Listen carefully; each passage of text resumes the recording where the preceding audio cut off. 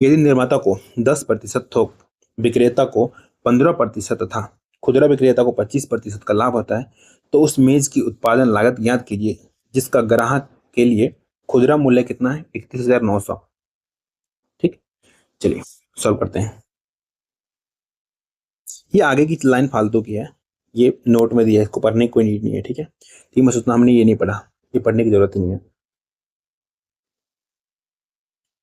देखो, निर्माता जिसने बनाया होगा, मैन्युफैक्चर के लिए एम लिख रहा हूं मैं, मैन्युफैक्चर। मैन्युफैक्चर ने क्या किया, इसको 10% के लाभ पे बचा। 10% का लाभ क्या होता है, 11/10, क्योंकि 10% का फ्रैक्शन वैल्यू होता है हमारा 1/10।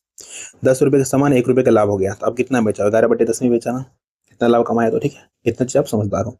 15% लाभ, 15% का फ्रैक्शन वैल्यू होता है हमारा, लाभ हो रहा था 23 बटे कितना होता है हमारा, 20 होता है। इसे देखो 15% है, तो मैं सिखा दे रहा हूँ। बट्टे में 100 आता है, ये कटता है, 5×3 = 15, इधर 20, फ्रैक्शन वैल्यू होता है हमारा 3/20। लाभ बोला है, लाभ बोला है तो इसमें जोड़ोगे तो लिखोगे 23/20। अगर बोला है हानि, तो 20 में से 3 घटाओगे, लिखोगे 17/20। ये चीज मैंने परसेंटेज में सिखा रखा है और अपने लॉस में भी सिखा रखा है, तो आप लोग के पास जाकर जरूर चेकआउट करना है। यही चैनल पे पूरा क्लास डला हुआ है। ठीक है, इसको लिखेंगे हम 23/20।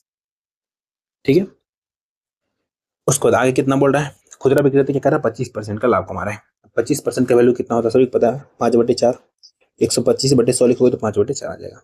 ये किसके बराबर हो जाएगा, ये हो जाएगा बराबर हमारा 31,900 के बराबर। अब हमें क्या करना पड़ेगा, काट कूट करना पड़ेगा। करते हैं, 5 से काटते हैं 4 बार में। ठीक, और हमारा कितने से कट जाएगा ये, चलो 11 से काटते हैं, 11 से कटेगा ये हमारा, ये 11×2 = 22, 11×9 = 99 कट रहा है, 11×2 = 22, 11×9 = 99, 2 0, ये हमारा खत्म, 2900 आ गया हमारा।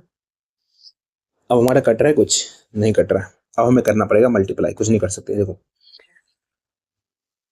ये हमारा कितना हो जाएगा, 4×4 = 16, और 16×10 = 160। ठीक है, तो आ गया हमारा 2900 गुना 160, बट्टे हमारा कितना होगा, 23 होगा। ठीक है, अब करते हैं सॉल्व। देखो तो 29 को और 16 को मल्टीप्लाई कर लो, कितना जाएगा हमारा ये, तो 9×6 = 54 का 4। ठीक, और 6×2 = 12, 12 12 21, 21×5 26 का 6, 2 × 1 = 2, 2 4, तो ये हमारा 464, 464। जीरो कितने बचे हुए हैं, 2 जीरो यहाँ पे, 1 जीरो यहाँ पे, लगा दो ये आ गया 1 2 3 जीरो।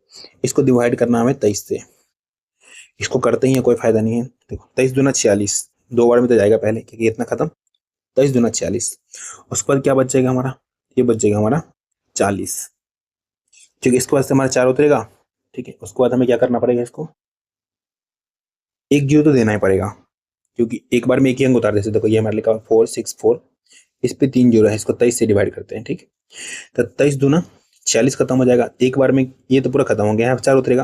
अब अगला कोई अंक उतारने के लिए 1 जीरो देते हैं ना, 1 जीरो, तो यहाँ पे जीरो उतारेंगे, यहाँ से फिर से 23 इकाई एक बार में जाएगा। अब देखना एक चीज ध्यान से देखना, ऑप्शन पे ध्यान दो। देखो सब में हमारा जैसे 2 के बाद क्या है, 2 है, 2 के बाद 3 है, 2 के बाद 5 है, लेकिन 2 के बाद हमें क्या चाहिए, जीरो चाहिए। क्या चाहिए, जीरो। तो इस वाले में हमें जीरो आ रहा है ना, जीरो, इसके आगे हमें सॉल्व करना है क्या, नहीं, ऑप्शन से निकल जाएगा, ऑप्शन नंबर डी मार के। ठीक है, हाँ रह गया, ये पूरा पूरा आंसर नहीं आएगा, पहले बोला नियरेस्ट आएगा। ठीक है, आसपास में आएगा, एग्जैक्ट आंसर नहीं आएगा इसका।